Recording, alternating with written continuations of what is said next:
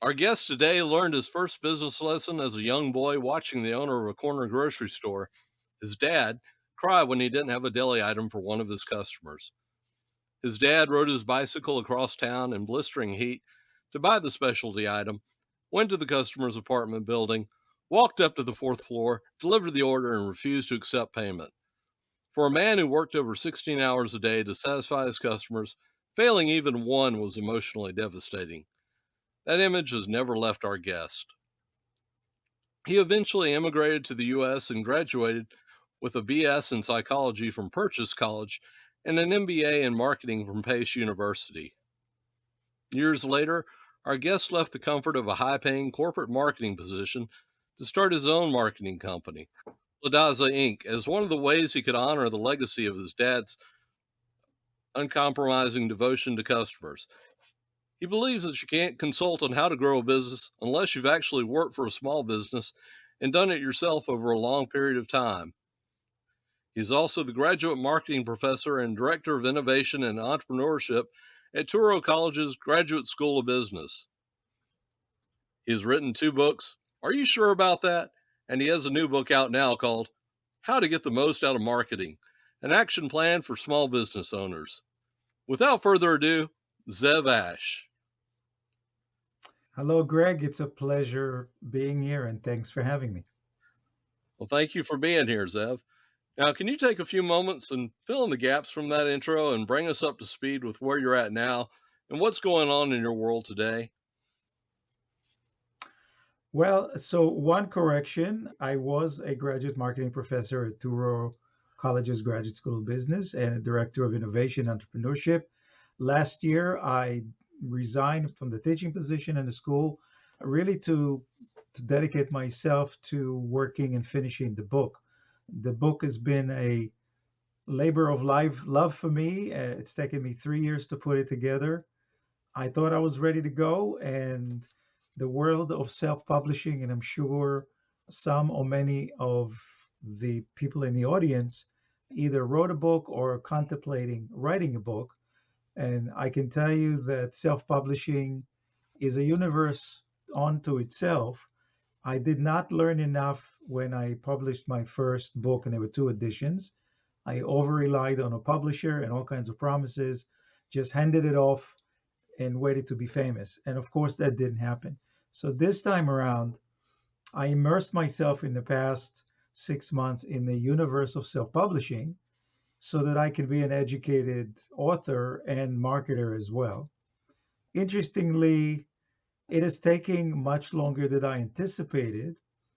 The biggest delay was really deciding on a title for the book. And the original title that I came up with was Marketing Mistakes. And it kind of haunted me. I know the universe of small business owners. I've spent my entire career, 40 years, working in the corporate world in family owned businesses, the last 10 serving clients who are small and family owned businesses. My dad was a family owned business. I understand how business owners and entrepreneurs think. I get their DNA. And the thing that bothered me, and I literally used to lay awake at night, was I know business owners do not want anyone to tell them what they're doing wrong. There's enough people doing that. And so I didn't want to title a book that said marketing mistakes. I didn't want to poke them in the eye and say you're making mistakes. I wanted to turn it into something that is an action plan, a guide for them to actually do something positive that can help them grow their business. It was literally 3 months of wrestling with different titles and testing it and doing surveys. I have to say, my biggest nemesis was my own son, who was a brilliant marketing guy on his own. And we sort of battled back and forth. And at some point, we both looked at the title and said, yeah, this is it. And that's the one that I chose for the book. So I've been spending the past 6 months or so really immersed in the book. That was my mission, to actually get it out and publish it.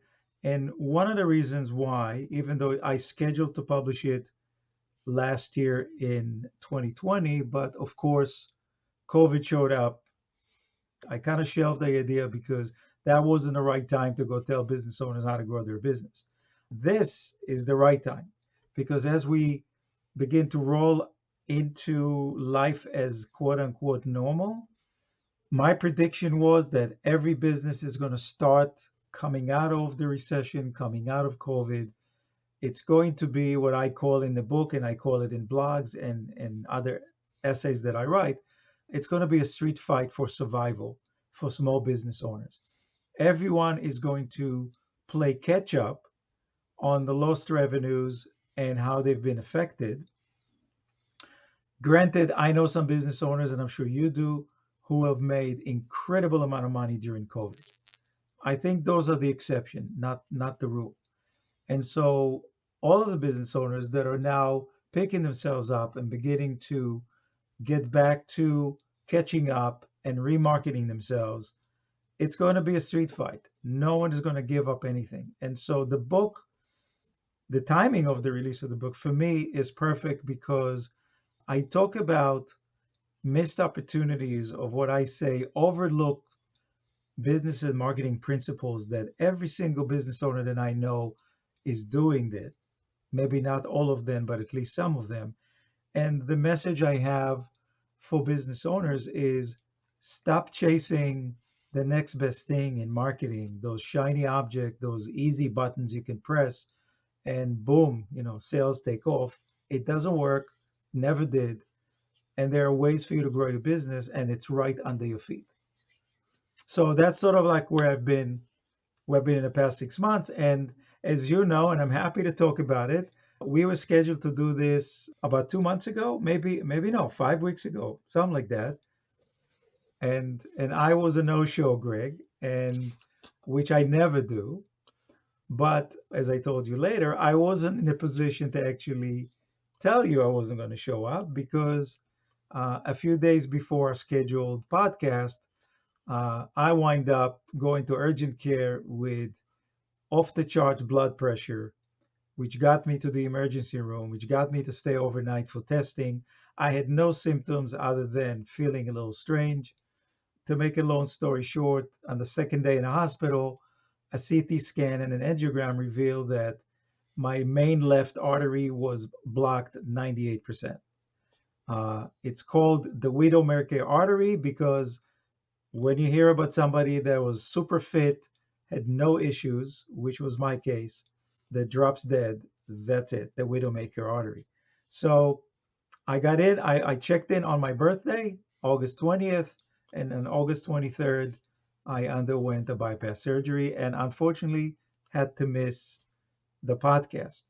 Yeah, we'll forgive you for that. You get a Uh, pass. I have a heart condition now, so it'd be easy on me. That's my new excuse for everything. I wrote an article in LinkedIn about my experience, but it really was not about me. It was about a question that I was asked over 20 years ago when I was in Holland visiting one of our company clients, negotiating a very, very large manufacturing contract. And at the end of the conversation, where everything was in place and we were about to sign, he looked at me and he said, "One last question. What is your disaster recovery plan?" And I looked at him really dumbfounded, but I'm a very straightforward, honest guy. I said, "Mervyn, I apologize. I have no idea what you're asking me."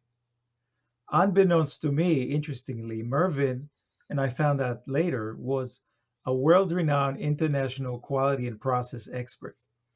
And he was an amazingly humble guy. And he said to me, "Look, we're going to give you a contract to manufacture a critical component in a medical device, a new medical device that we're about to launch all over Africa. You have a factory. And what happens if there's a disaster and the factory blows up? Do you have a plan in writing that addresses that form of a disaster that allows you to quickly go into emergency plan? And how quickly can you get back into production mode? Because if you can't make the part, we can sell our device and the entire company is affected." And the reason I brought that up was because This is also became the question I ask every single one of my company's client when we are onboarding them. I look at the business owner and I say, "What is your disaster recovery plan?" And their expression is exactly like mine was. What are you talking about? So we said, "Look, let's define what constitutes a disaster for you as a business owner." So obviously, number one is the business owner actually getting a heart attack and not being able to come to work, right? You're the leader, you own the business, okay? But there are other forms of disaster. They don't have to be so morbid. It could be your number one biggest client leaving you, your number one sales guy leaving you, the place goes on fire, etc., right? And the key to the question is to actually define the answers, prioritize them, and have a plan, actually a written plan that says, okay, if it happens, we go to the book and we execute. The same reason why pilots have to go and spend hours and hours in simulators. In the event there is a disaster during flight, they're not going to sit there and look at the manual and say, okay, let's go to page 355 and see what it says. They go into muscle memory reaction. Hmm. So I wrote the article and kind of combined it into the What's Your Disaster Recovery Plan, but also spoke about my own experience. I have to say, as I'm sure you agree with me, for somebody who is very, very big on fitness, eating right, no issues, perfect cholesterol, this really brings our own mortality into question. And when you lay down alone in a hospital, when everybody left you, and I didn't sleep for 5 days because I'm a light sleeper, and all these damn alarms go off everywhere. Hmm. And all you do is you sit there in bed and I'm going into major surgery. Am I going to survive it? What's going to happen after it? I mean, you start thinking not happy thoughts. You're all alone. And it does give you a completely different perspective about, first of all, appreciation of what we have. We always say we should appreciate it. We say it, but then one of these events happens and you say, you know what? There was a really fine line between me being here and not being here. The one thing I kept thinking about is on the weekends, I ride my bike outside on about 13 to 15 miles on very hilly terrains.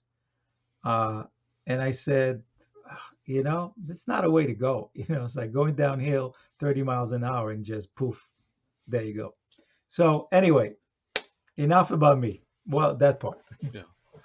30 years ago, I think that your odds, and I don't know what the doctor told you. I asked, and he said that mine were, I think, like in the 2 or 3% of really bad things happening, dying.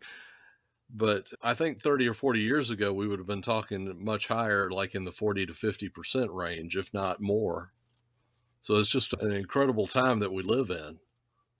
The reason I bring this up is because anyone else who's hearing us who thinks they are indestructible, perfect health, if you have family history of heart disease, you are a candidate for something for 100%. Even if you feel great, you should go get some tests done that are very, very simple uh, to at least tell you where you're at, even though you might not be aware of anything. So that's sort of like my message. Yeah, a good message to have. And I hate to admit this. I thought it was one of those things that wouldn't happen to me. I'm a psychology buff. I'm obsessed with the human brain, which is why I pursued psychology and then went to marketing. But there is a concept of what we call the lizard brain, which is the ancient brain that's in the back of our head, still very much alive. That's the ancient brain when we were monkeys and apes. And it only knows how to do one or two things, is seek pleasure and avoid pain. And when we start to think about, I don't know, I don't think I'm feeling good, there's a little pressure in my chest, our brain will instantly reroute the thinking into, oh, it's nothing. It's probably something I ate. It's indigestion, which is, by the way, one of the misdiagnosed symptoms very often. This is what our lizard brain does all the time, and we kind of have to fight it. And I'll stop talking about the heart attack because we sound like two nursing home patients. The message is listen to your body, okay? Don't be a hero, especially if you have family history. If your cholesterol numbers are high, hovering on high. If you're on medication, you don't feel good, go get it checked out. And don't go to a regular doctor. That's my other message. Go see a cardiologist. Regular doctors are clueless about what we're talking about. I don't mean to insult them. I'm just saying, you don't feel right, your family history, go to a cardiologist. Now, I normally ask, do you come from an entrepreneurial background? But we know you did. And I know that your dad was one of your heroes. But I'd actually like to ask you about another hero in your life. Would you mind telling us about your mother and the impact that she had upon your life? Yes, of course. And again, um, as children, we know from psychology that we imprint on our parents, and our upbringing plays a critical role in how we wind up as adults. And so, my story, and I'll be brief, but there's a blog on my website that I release every Mother's Day that tells the story. But my biological mom died when I was 2 weeks old. She died from back then some sort of a infection, and she was gone. At the same time, there was a woman that came from Sweden to visit her two sisters in Israel, which is where I'm from. And at one of the social gatherings, everybody in town was talking about this guy, this man who lost his wife and has a 2 week old baby with no mother. And this woman said to everyone, I have to go see this baby. For no other reason other than that's what she wanted to do. So somebody knew my father. She came to see my father and she said to him, can I see the baby? Now, we all know that if a stranger walked into somebody's home and wanted to see a baby today, you call 911 or you just chase him out. But I don't know what she did. Then my father said, okay. And she said, I took one look at you. I looked at your father and I said, if you give me a place to stay, I would like to help you raise him. Just like that. And again, she was on a visit from Sweden with a suitcase, planning to go back to where she lived, and completely gave everything up. And my father said yes, obviously. She stayed and helped him raise me. When I was a year old, she officially adopted me. They got married and she adopted me. I had no idea that she wasn't my mother. It was only when I turned, I think, 13, shy of 13, my father sat me down one day and said, I want you to know something, because this is the only time I ever had a fight with my mother that day. And I think I blurted out a curse word, which wasn't very nice at her. And she was very offended and cried and went to my father. So he came, sat me down, and he said, I need to tell you something. And then he told me for the first time that she wasn't my biological mother, but she was the person that raised me. She was an incredible, noble person.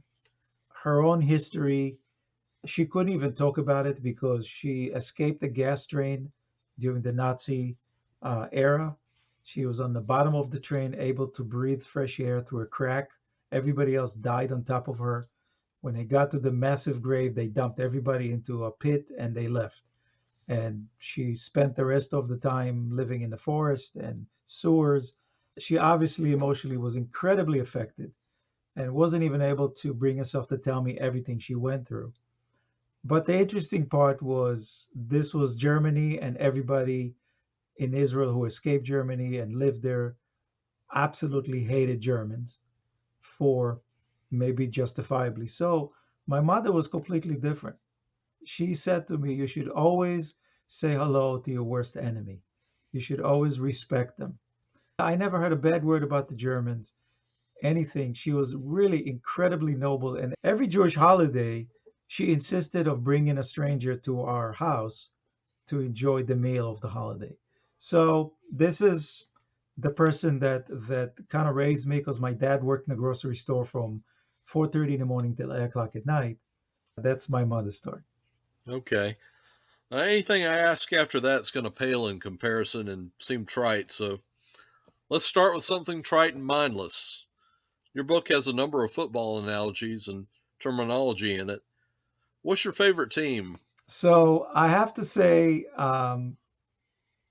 in terms of sports, the only game that I like is football, American football. I love soccer because I've played it and I grew up on it, and it's kind of big on Long Island. I coached my both of my kids for 12 years. We've done some amazing things. But in terms of sports, I love football, but I'm not a fan of any team. I mean, there was years back I was a San Francisco fan. I'm kind of a fan whoever my daughter is a fan of. Okay, And she went to med school in Buffalo, so she's a Buffalo Bills fan. It's a really sweet team, but I'll just go along with her. I enjoy the game, but I'm not one of these fanatics. that's fair.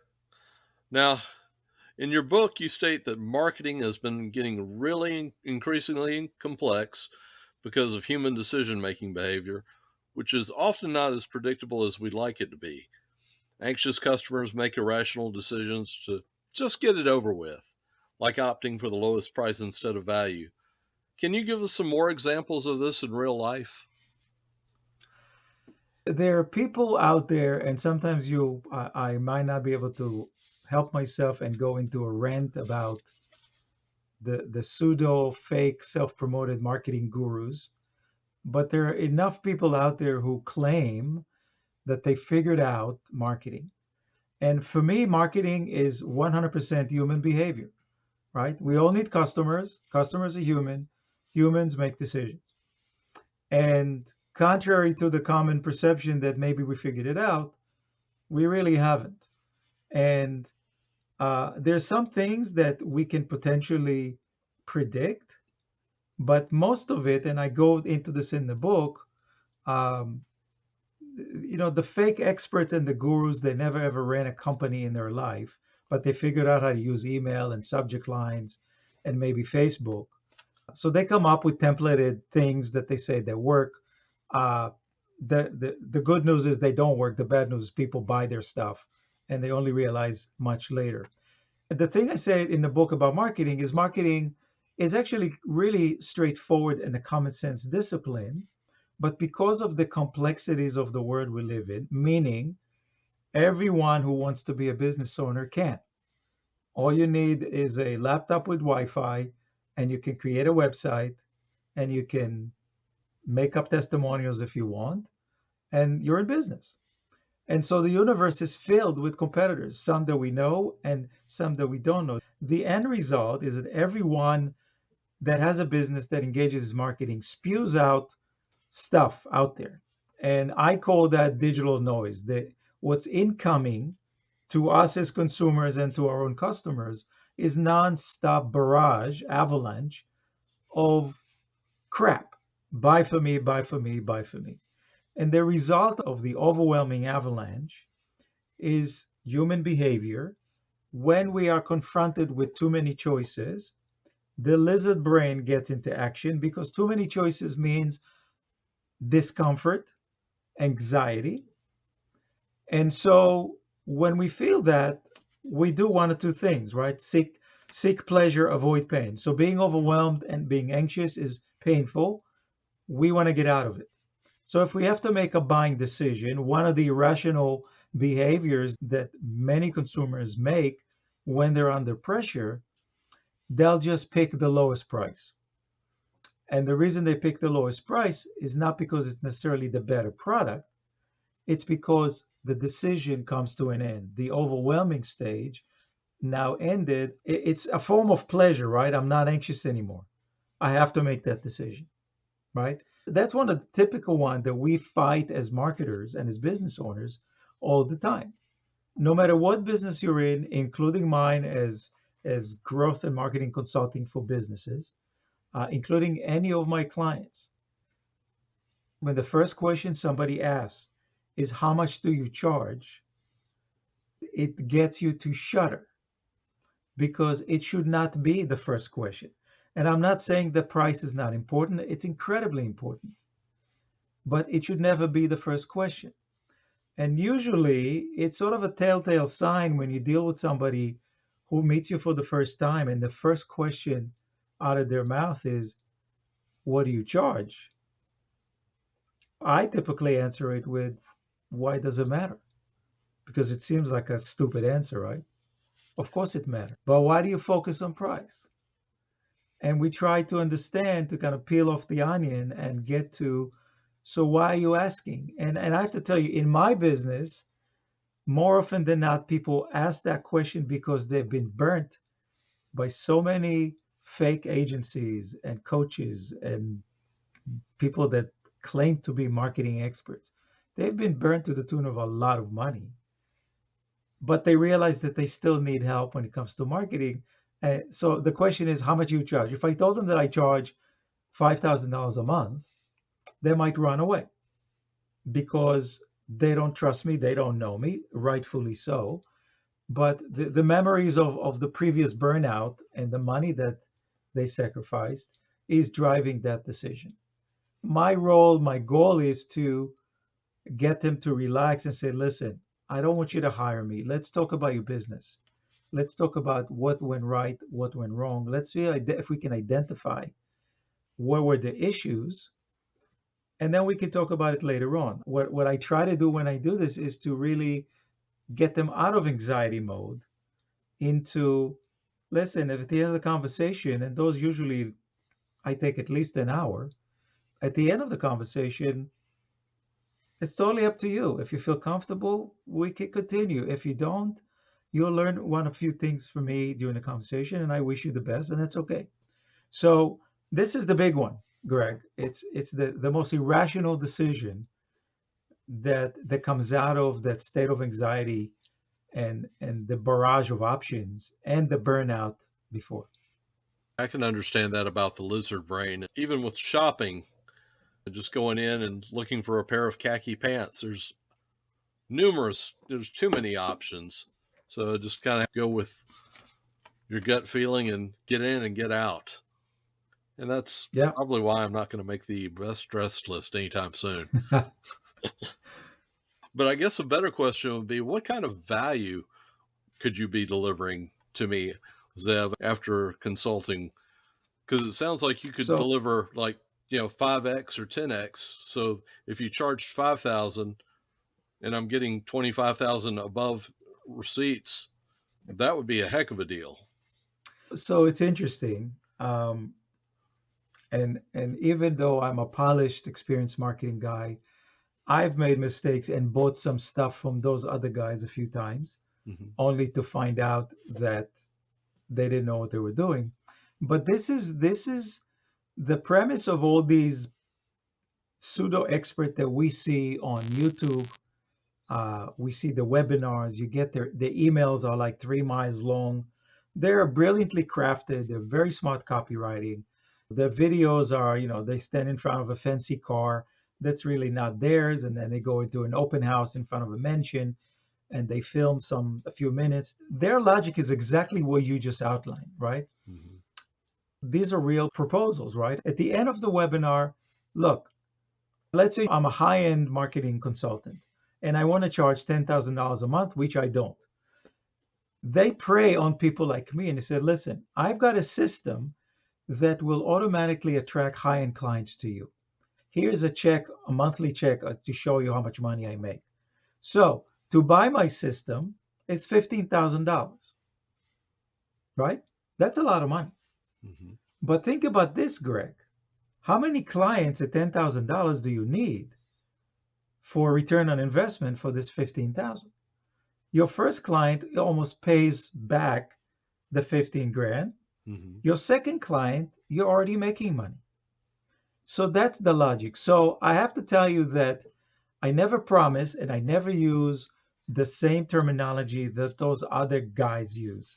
I can assure you that you're going to get a 3x, a 5x, or a 10x. Mm-hmm. I promise nothing. What I promise is that you're going to get 40 years of hands-on small business experience, and we're going to work together. To me, it's a collaboration. It's not me being the magician.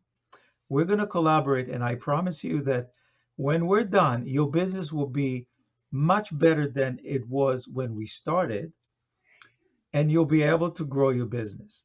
How much you're going to grow? I don't know. And my retainer fees are not crazy.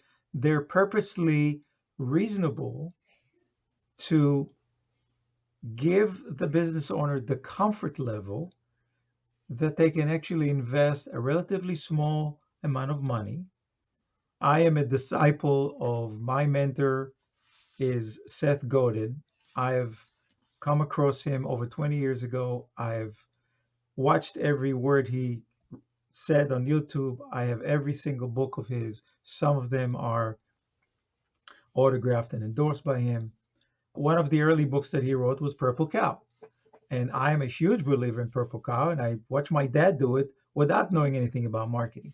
So you have to differentiate. One of the ways that I differentiate, I don't have a written contract. And there are probably thousands of coaches and marketing experts that are screaming and yelling, "What an idiot. Why don't you have a contract?" And I'm going to tell you why I don't have a contract. It's a very simple. A contract is another reason for my clients to say no. Let me show it to my lawyer. Every contract that I've ever seen, and I've used a few early on and I stopped, was designed, is not in favor of your client. It's designed to protect the coach, the consultant, from early termination, and it penalizes the customer if they do that. So if I have in a contract a 2 months termination notice, if you want to stop, you got to let me know in 2 months, pay me the 2 months, or we continue going, right? Right. If you want your money back, which nobody offers, you have to prove that you've done all the homework that I told you to do, right? So the contract is just another way for a business owner to put up a wall and say no. So my contract, jokingly, is, Greg, you and I are going to work together. You made a decision. And so I'm going to send you an email tonight, and it's going to say the following: Dear Greg, as we agreed today, we're going to start working together on such and such date. Your monthly retainer will be such and such. If at any point you decide that you would like to stop our collaboration, please let me know by email. I will then immediately stop the work. If it's in the middle of the month, I will refund you the balance of your monthly fee, which is paid on the first of the month. And that's it. No questions asked. If I misrepresented myself and you don't see the value, just get out. I'm giving you an easy out. No Yeah. contract. Yeah, that's very fair. And I could see, to your point, anybody that's looking over it, their lizard brain going with all of the boilerplate they read that's geared towards the coach and not towards them, that would just, be a red flag. Usually, by the way, most of the coaches, consultants, etc., usually the contract has a minimum period, right? So you agree to work with me for the next 6 months. And if you terminate it early, you owe me the money till the rest of the 6 months, right? That's absolutely insane. Clients that hire me and I represent them with ad agencies, with SEO companies, if we go that route, none of them is allowed to sign an annual contract with anyone. I will never do that again, ever. No, every contract we sign is a month to month with a termination clause. If I want to stop, I'm going to stop. It absolutely makes no sense, particularly in today's environment, to force someone to commit to a long-term contract. I don't do it. I have to tell you that pretty much without exception, my closing rate with clients is close to 95%. Not everybody says yes, but one of the reasons is that they have no reason to fear anything, right? If you don't have a few $1,000s to risk about working with somebody, then you're probably not a business anyway if you can't afford that. So Yeah. yeah, it's a risk either way, but it's a risk that's going to last a month, not nothing more than that, or sooner if you want to stop. How do you really define what business are you in, and what is marketing chutzpah? And I'm hoping I pronounced that right. Yeah, no, you did. You're almost a convert to Judaism. I'm proud of you. One of the early questions that we tackle with clients, and I encourage every business to go through it, is the question is, what business are you really in?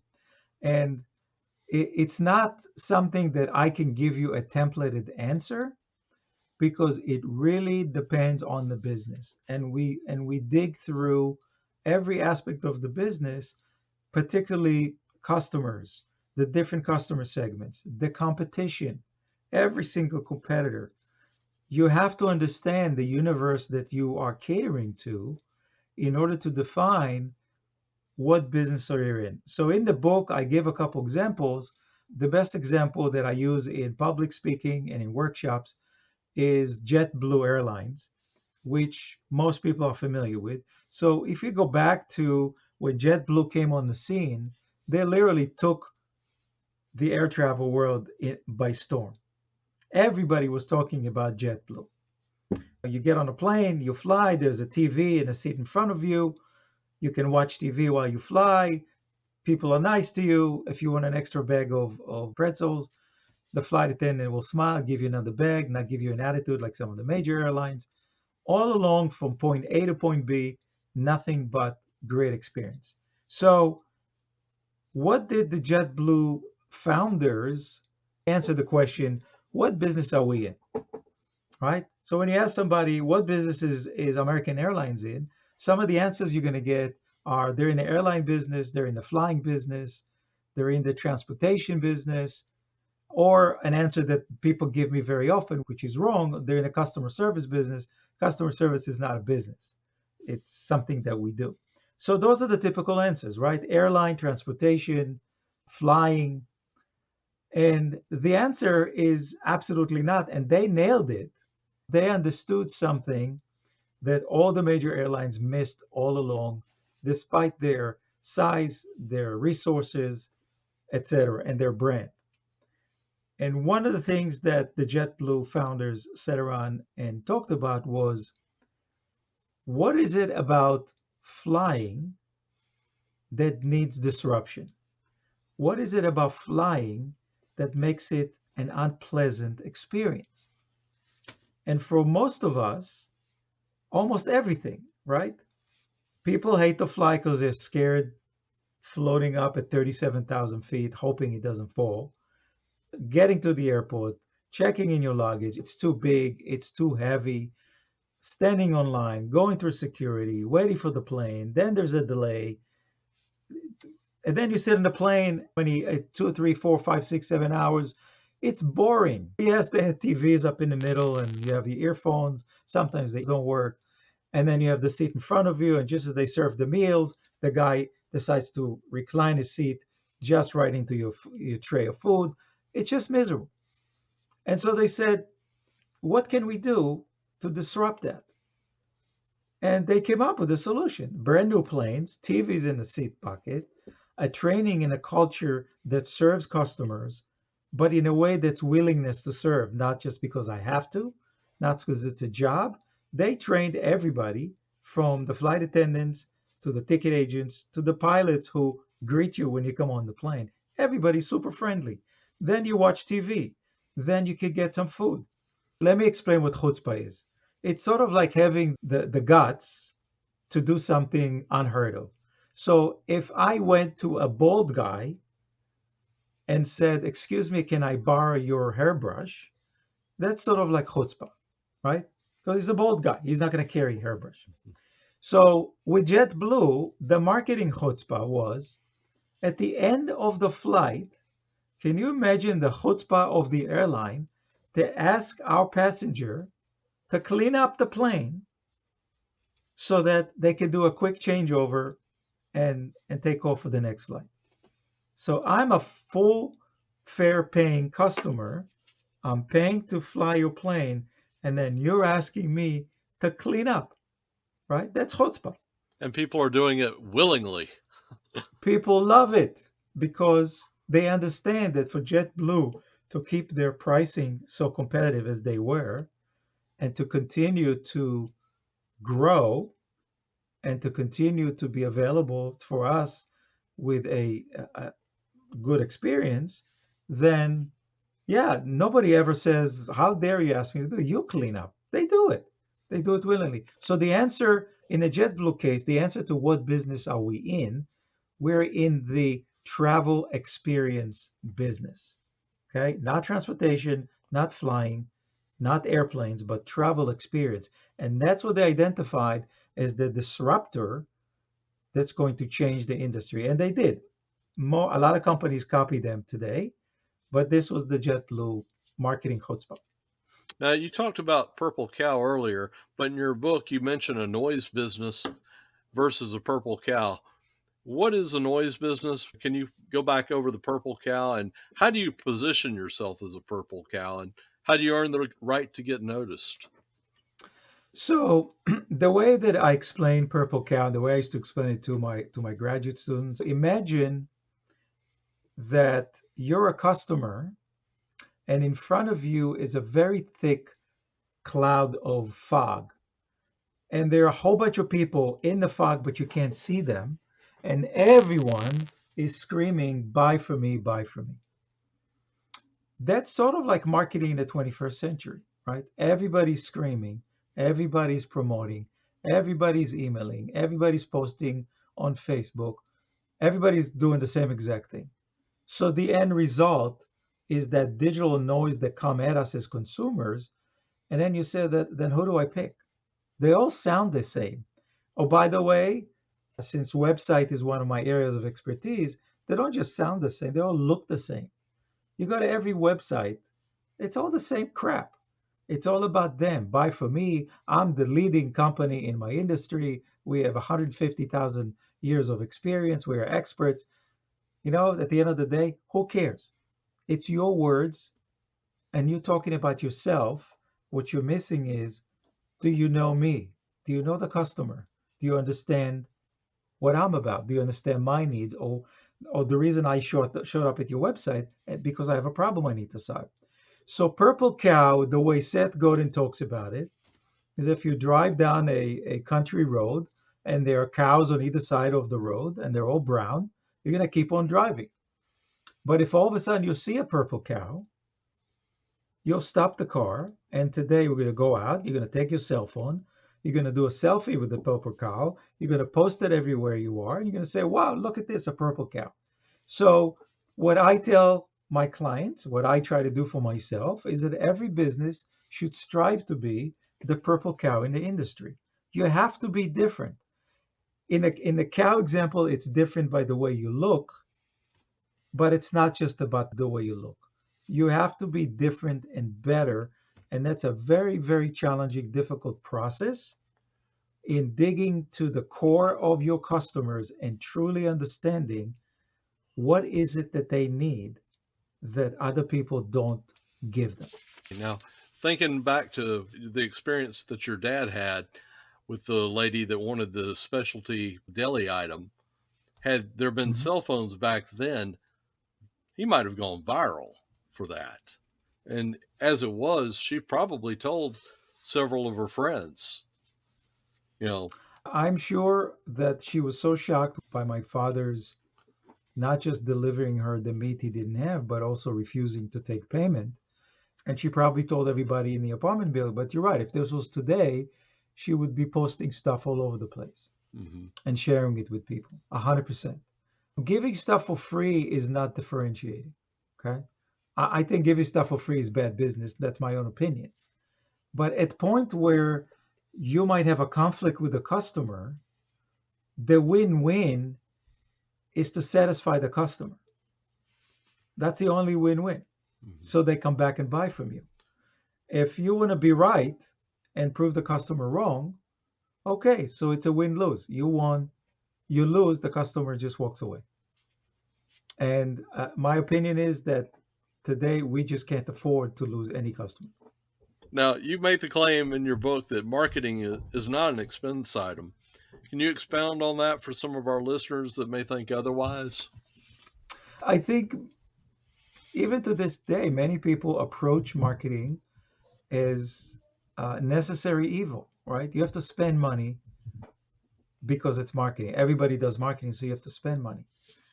If you approach marketing as something that uh, uh, is an entity in your business that takes your money away and spends it, if it's your marketing manager or whoever it might be, uh, you probably should stop doing marketing altogether. Just rely on word of mouth and referrals, and stop doing it because. And I could tell you with 100% degree of certainty, because I've met quite a few and worked with quite a few small business owners. Anyone that approaches marketing as an expense item is never going to be happy.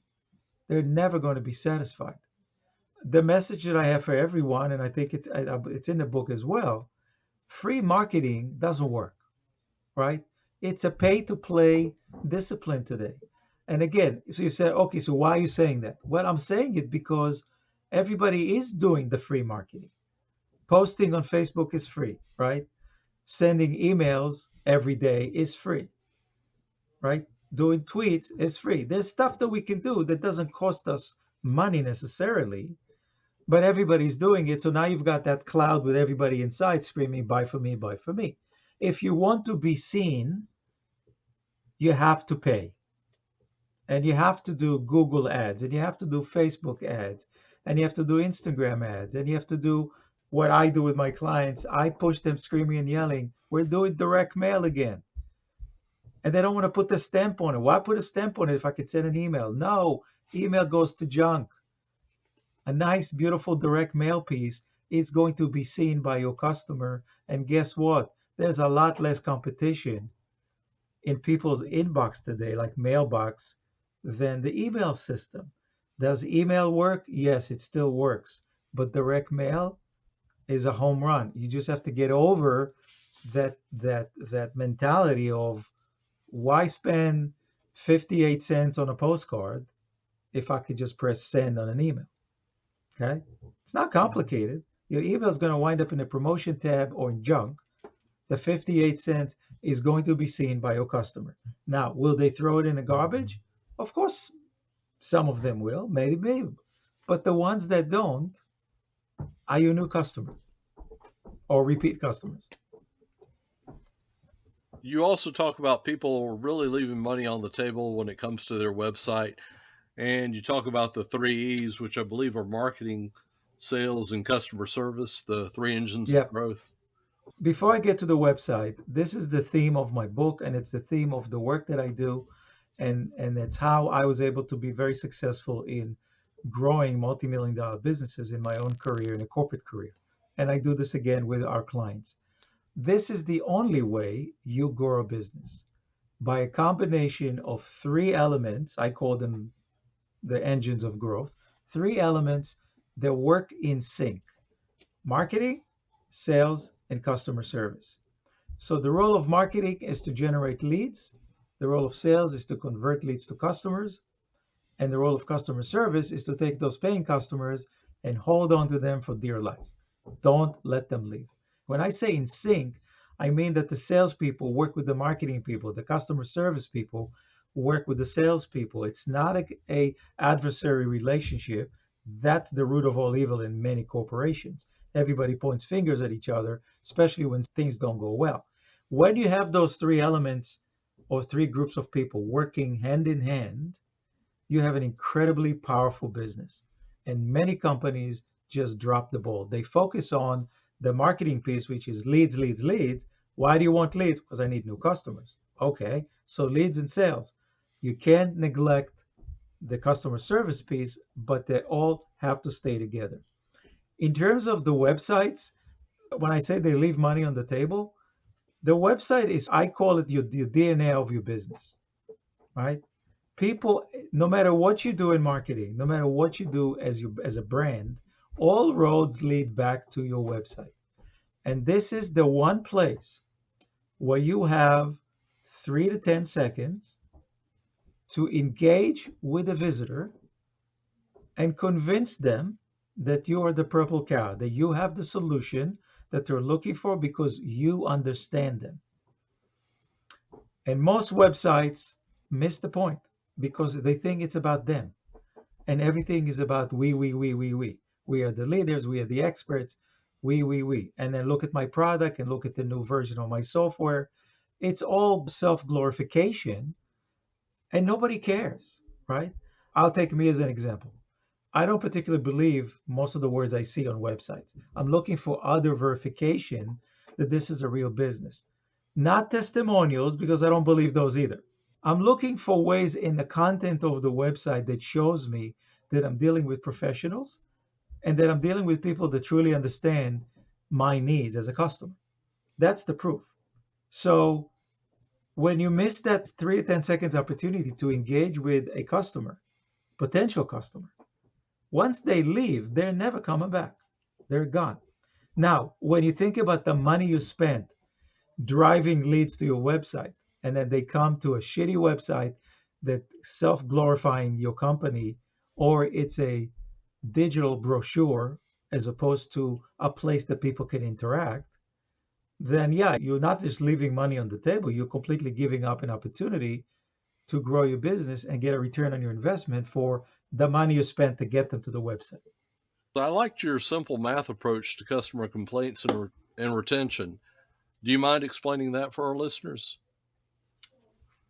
So let's talk about complaints. One of my old bosses, whenever we used to bring up in team meetings that somebody complained, he used to look at us and say, did anybody else complain about the same thing? Right? And if we said no, and they said, then they're idiots, ignore them. That's awful, right? You shouldn't really be in business if that's the way you approach it, right? My own customers, because they listen to me, some of them might give me the same answer. And I say, listen, I've been around the block a few times, and I can tell you with 100% confidence that for every complaining customer, there are X number of customers that just never going to do business with you. They didn't bother complaining. I don't know what the number is, but even if it's 4 to 5X for every complaint, it's insane. Why would you want to lose customers because you're providing bad service or you don't give them an opportunity to tell you that something is not right and for you to actually make it right? So when we look at complaints, first of all, we don't dismiss them. We have to look at everyone. But you have to make a decision, is this a legitimate complaint or not? Right? Sometimes they're just not legitimate. Somebody wants something that your company doesn't provide, or if it's a product, that's not one of the features. Okay, we're not for you. I'm sorry. Okay. But for the most part, complaints are actually a great source of improving your own service and improving your own products. Somebody says, why don't you do this? You know what? Never thought about it. Okay. Because no product is ever perfect. It just doesn't happen. So look at complaints, identify with every complaint, one, is it legitimate? And if it is, then I'm going to use a quality control term that we call the root cause analysis. We want to get down to the bottom of, or the root cause of their complaint, right? The complaint is legitimate. Now we're going to try and analyze, why did we screw up? And it's a process. And it's not always evident from the first couple of questions. So I believe the Toyota system had what they call the 5 whys, right? So if something didn't work, you ask, why didn't it work? And then you get an answer. And then you say, okay, why is this answer? If you ask it 5 times, by the time you get to the fourth or fifth why, you identified the root cause of the problem. So it's a process. And the complaints is a gold mine of opportunity to not just hold on to your customers, but actually improve your service by paying attention. Being defensive about complaints is pointless. There's no reason for it. Look at it as an opportunity to hold on to a customer and improve your company. I'm a data guy, but I'm also a data guy that doesn't like to get lost in numbers. But there's some numbers, and I cover them in the book, that are important for every business owner to actually go through. The key performance indicators. Every company should absolutely track not just the number of complaints, but the nature of the complaints. And at the end of each month, you should do an analysis. Okay, how many complaints did we get? How many were legitimate? What did we learn from the ones that we identified the root cause? In terms of the number of complaints relative to how many transactions we did this month, is the number significant? It's unlikely that the number is going to be really significant, but you want to look at the trend. You track it from month to month. If the number of complaints is trending up, something's not right. You can't blame customers for it. Something isn't right, and you want to pay close attention to it. The customer retention is one of the holy grails for me, right? When I sit down with customer service team, and I used to do this with my own teams, I said to them, let me tell you what your job is. Your job is to provide the absolute highest level of service to our customers and to make sure that none of our customers ever even think about leaving us. Do not give them a reason to think about leaving us. That's the impetus behind any customer service group. And today, it's even more critical because we're much less personal than we used to be, right? You can't call the customer service department. You're on chat. You have to go, you have to send them an email. Yeah, it's excruciatingly painful for me because I think that's awful. We've impersonalized the way we do business, and it's horrible. The companies, interestingly, that are doing phenomenally well are the ones that actually stay personal. I call it humanize the experience, right? We're all humans, so stay as a human. With one of my clients, we just added the chat function to the website, but it's not a robotic chat. It's not a bot. It's a chat where a visitor to the website clicks on the chat. He's actually talking to a live customer service person. And that's critical, right? We can't get more impersonal and cold than we already are. That's just the lost art of connecting with human beings. So customer retention, you have to look every month how many customers we acquired, but how many customers did we lose? What is the repeat sales percentage?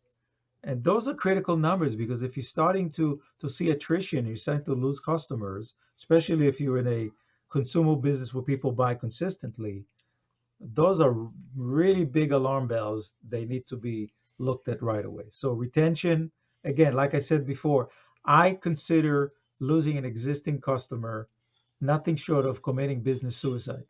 Mhm. You work so hard, it costs so much money in terms of lead acquisition and the marketing piece to acquire a customer.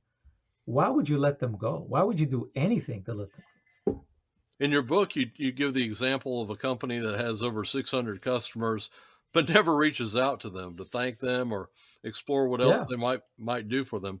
Can you elaborate on that as well as you just touched on customer lifetime value?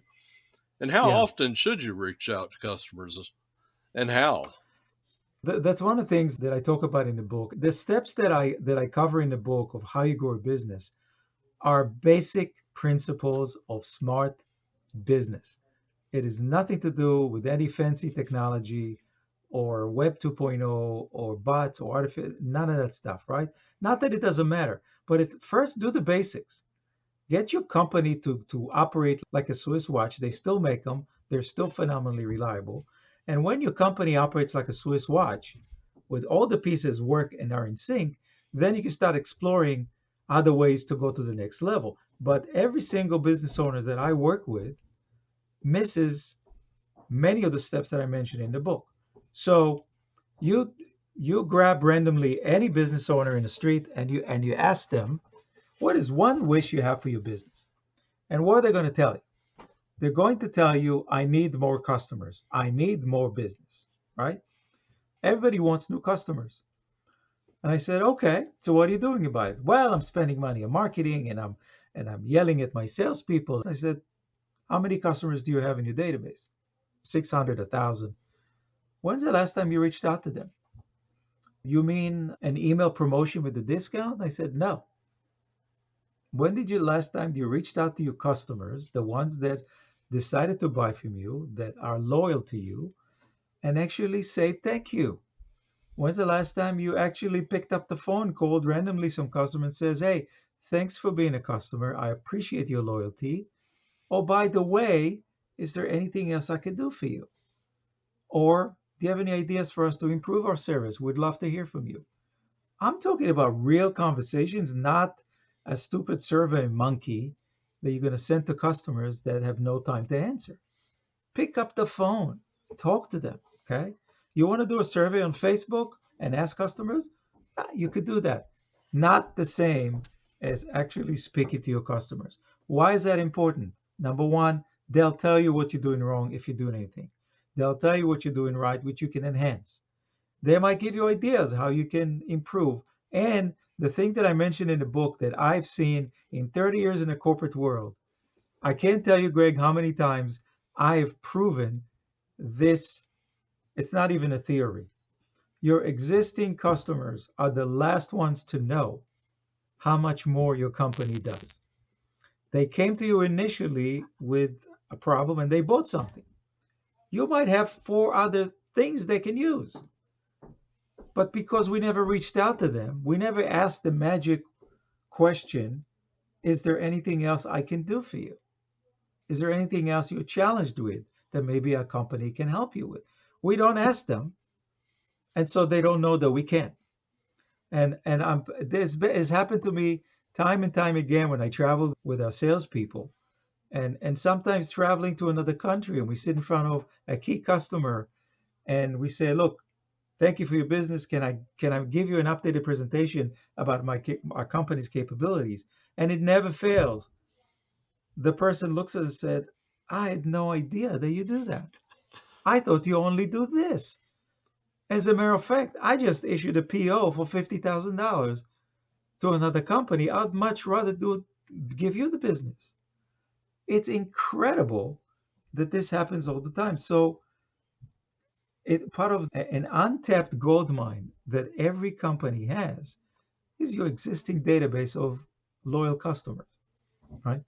You just neglect them because you're chasing new leads and new customers all the time. That's an easy way to get more revenue to your business. They already buy from you. You don't have to convince them of anything. You just have to educate them that there's other things you could do for them. They're going to buy because they're already buying. It's crazy. Now, you talked about segmenting customers from VIP to A, B, and Yeah. C. Does that kind of fit into the same realm? Yes, 100%. Let's say we have a database of 300 customers, and these are repeat customers. Well, we look at each customer and we segment them based on either the frequency or the dollar value that they purchase from you. And you're going to have customers that buy a lot. Well, they're the VIPs. The reason we call them VIP is not just to tag them, but they deserve special treatment. They deserve thank you. These are the people you should talk to very often, right? These are people you should stay in touch with, make sure they're happy, because if they're not, they're walking out with a nice chunk of change that you just gave up. So we segment the customers from VIPs to A customers, B customers, and C customers. And of course, it's not complicated. You could do this by frequency in dollars. And the goal is to move the C customers to become B customers, the B customers to become A customers, and the A's to become VIPs. How do you move them from place to place, from on the rung of revenue? Is by paying attention to them, by engaging them, not by shoving promotions and discount down their throat, by actually educating them, entertaining them, asking them questions, randomly calling them and asking what else I could do for you. These are the things that so many business fail to do because it's resources. I need a bunch of people who are actually going to pick up the phone or do other things to engage with the customers. I need them to do other things like answer the phones and convert leads, right? I think it's a huge missed opportunity. In your book, you say that people should walk in stupid every morning to their business. And I've got this one nailed. So, what does that even mean? A few years ago, I came across an ad agency in the UK. It's called Whedon and Kennedy. They're one of the most successful agency in the world. There was a talk that Dan Kennedy gave, and he was talking about a new Honda commercial that they created that completely disrupted the commercial of a car, of a Honda. Mhm. And he explained that the Japanese culture and the executives were completely against the whole concept because it was actually a diesel engine that Honda came up with, and the whole commercial was a diesel engine in the form of a bird flying around, and the diesel engine is so quiet, and it was like a poem, right? It wasn't as nothing like a car commercial, and they couldn't get past the point that this is not a car commercial. And he was talking about how they arrived at the commercial. And when you walk into the offices of Whitney Kennedy in the UK, as you enter the lobby, there is a mannequin that has, instead of a head, there's a blender, then there's a body, and then the mannequin holds a briefcase that says walking stupid every day. And if you look at what Kennedy talked about, he said, look, we're one of the most successful ad agencies in the world, but every single creative meetings that we have, we start with recognizing that we're stupid, that we're not the most creative people in the world, that we're not the most expert advertising company in the world, that there are plenty of companies in the universe that are smarter than us. And at the moment that we're talking about the campaign, could be actually designing a better campaign for our competitor or our client's competitor. So the walking stupid every day is a message of humility, particularly to the business owner. Then don't think for a second that because you have a title of a president or CEO or that you own the company, that you are smarter than anybody else. As a matter of fact, in my experience, the people that I worked for, with the exception of one, they weren't the smartest people in the room by any stretch. So humble yourself. You're not the smartest guy. You've got the money, but the way that you can get your company to the next level is by recognizing that humility is your friend, not your enemy, and by recognizing that the people around the conference room potentially smarter than you and give them the opportunity to show it. This is more of a culture piece of how you grow a business than marketing, but I could tell you that um, the corporate culture and the way the owner of the company manages the business is a critical piece of how the company does. Critical piece. And if Okay. you have somebody at the helm who is arrogant and nasty and continuously berate or dismisses what other people say or come up with, what happens, and I've seen that with clients, and I've seen that with one company that I help manage, what happens is your employees stop thinking because they don't want to hear your criticism and dismissal. They'll just wait for you to tell them what to do. If that's the kind of business you have, you're not going to be successful. Your book is out now. What's next for Zev? What's next for me is I want to have a weekly session where people bring in their challenges and collectively with me conducting the conversation, we collectively learn from each other and we help each other improve the business. There are companies that do this really well. Company like Vistage and the Alternative Board, they're great, but they're expensive and it's not for everybody, right? This is sort of like the same idea where business owners are going to sit around the table or imaginary Zoom meeting or a webinar that's open to everybody, and we pick topics and we help each other. So sometimes I call it, I jokingly call it the Alcoholic Anonymous of entrepreneurship, where you come in and say, hi, my name is Zev Ash, I'm a business owner, and here's my problem, right? Yeah. Let's get ready to wrap this up. What's the number one piece of advice that you can give for our listeners? If you're a business owner, don't get overwhelmed by marketing because it's not overwhelming. Go back to basics. Obviously, I want everybody to buy my book because it's 40 years of real hands on experience of how anybody can improve their business without having to have a PhD in marketing or having to rely or buy expensive stuff from people that are just going to rip you off. The stuff in the book is just basic principles of smart business ownership. And so I encourage everyone. The book is 99 cents. It's not a big investment. Might be the best dollar you spent until I raise the price in another month. But remember that very often the key to success is right in front of you. You don't have to go search for the latest and the greatest. And my message to everyone is look at your business. Don't be afraid to uncover things that don't work right, fix them. The other message, which we didn't talk about during this podcast, is don't underestimate your competition. Obsessively study them because there's a lot to learn, especially from good competitors. See what they're doing great. See if you're doing something equal or less, and give them a hard time because that's what it's about. Okay. Now, what's the best way for people to check you out and get in touch with you, Zev? Well, if you go to Amazon, you type my name, Zev Ash, my book will show up. Other than that, my website is zevash.com. Simple, www.zevash.com. Uh, the sections about the book, I blog, and you can learn about my philosophies and my approach to helping business owners grow their companies.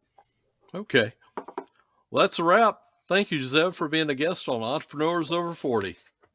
It's been my pleasure.